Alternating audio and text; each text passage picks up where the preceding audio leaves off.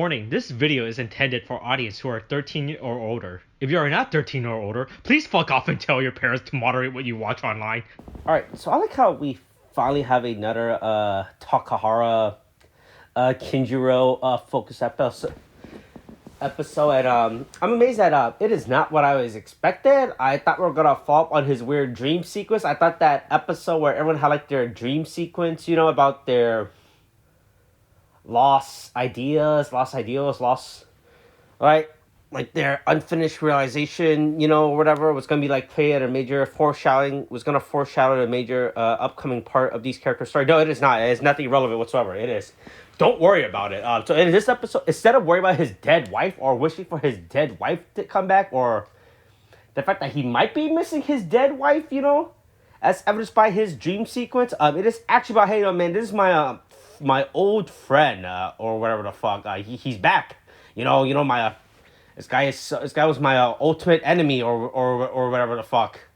So now, or whatever was going on. Oh, my old rival has showed up and he has challenged me. Also, by the way, he has a ring too. He has also prayed to the Tenga sword, who has given him eternal youth, or whatever is going on. Alright, it is No.1 Sentai episode 35?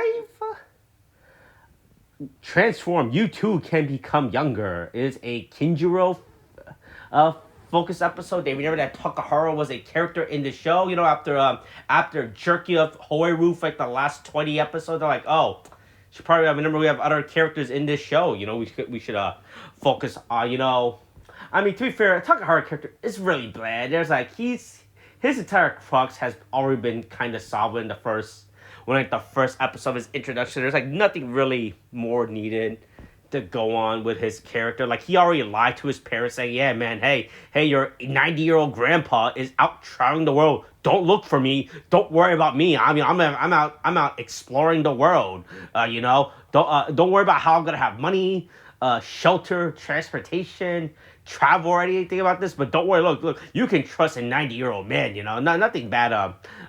Nothing bad is gonna happen when you let a 90-year-old man walk go out on himself, when a 90-year-old man goes on like his own weird discovery journey, but in reality I'm just masquerading and hiding as a high school boy, hanging out and partying with high school girls, which in reality it's kind of problematic,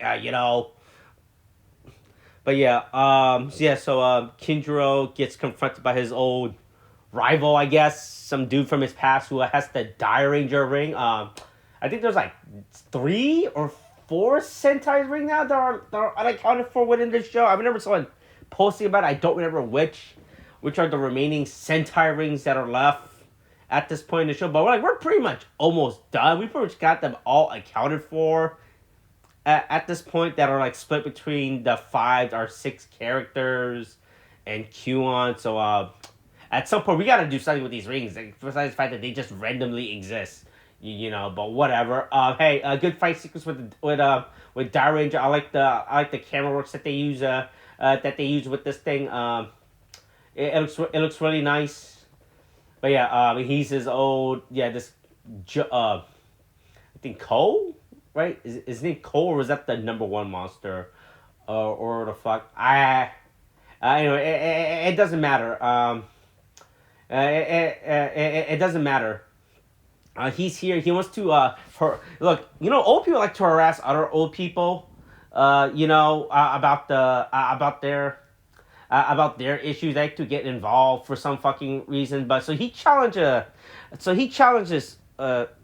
Kijiro Takahara to a ring battle, because as this universe operates, it's JoJo logic, challenge showdown. Hey, ring users can challenge other ring users at any other point, But yeah, we get some random, like, really just irrelevant stuff that Takahara is doing with his rival. Like, we get like a Chinese cuisine cooking. This guy is definitely cheating. He's just using the Die Ranger ring the entire time as he's doing all of his challenges. I was like, I'm not sure if this is legal. I don't know if you can just use the Die Ranger ring, use the ring like that, willy nilly. You know, like because Takahara is actually putting to an effort. Like whatever the fuck he's trying to do, but this guy's just using the ring to do whatever the fuck he wants. You know, I was like, oh, I'm not sure if this is allowed. But anyway, yeah, their final battle is like a baseball thing.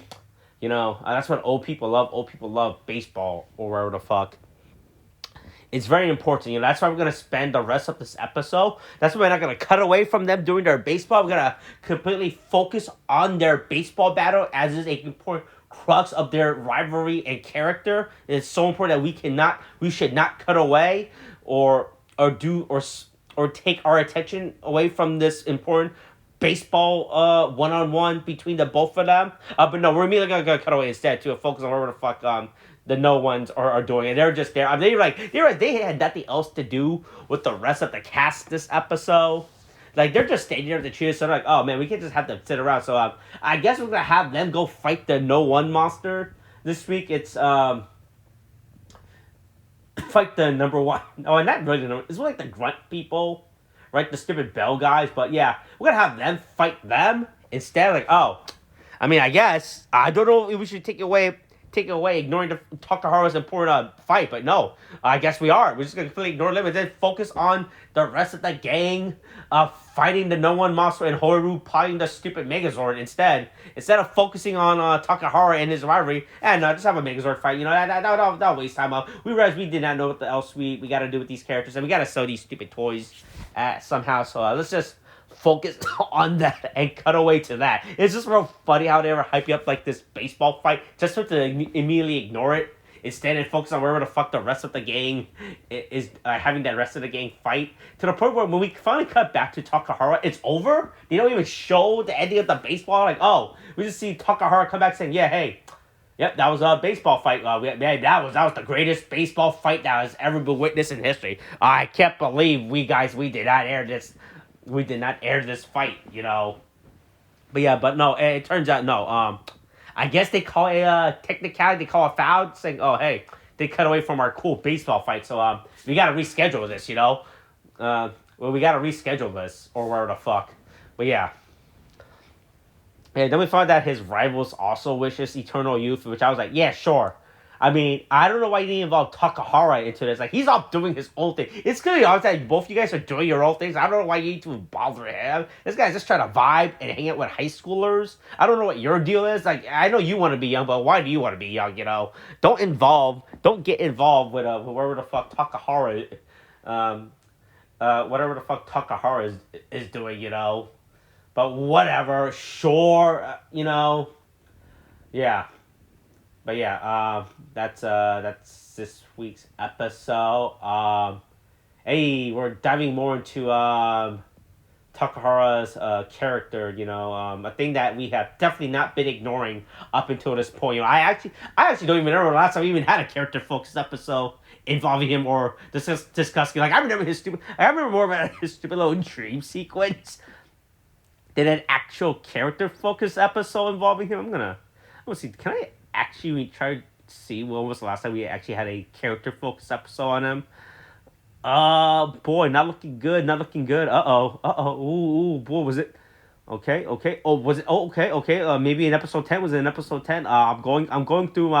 Okay, never mind. 21. Okay, so it's been like 15 episodes. So they're like, all right, let's focus on him now. So there you go. It's been 50 years since we focused on Takahara. So and now we're finding out, hey, look, maybe his really wish was not just to be young. Maybe there's actually an undertone to it. Maybe there's actually more to his character than an 80-year-old, 90-year-old man wanting to hang out with high school girls. So who the fuck knows? I guess we're gonna get that resolved and figure out this. Kind of really fucking late to be bring up these type of questions involving his character. This is stuff we should have been bring up way earlier and have way more focus on, you know? I don't know why we're doing this. We're focused on these elements about his character so fucking late. We're at the 30s of the episode. The show is almost over. There's like, 15 episodes left? So what is it? That's like 4 months? I mean, I guess there's 4 months left, but I feel like we should be understanding these character resolution right by this point. I should not be learning more about like I should not be learning more about character aspects that have not been prerequisitely established or hinted at by this point in the show. It feels really weird that we're finally learn that there's way more undertow to Takahara than him being an old man that was hanging out with high school girls. You know, I feel like this should have been way more established way earlier within the show or whatever. All right, that's it for this week's episode. Kate, thanks. Bye.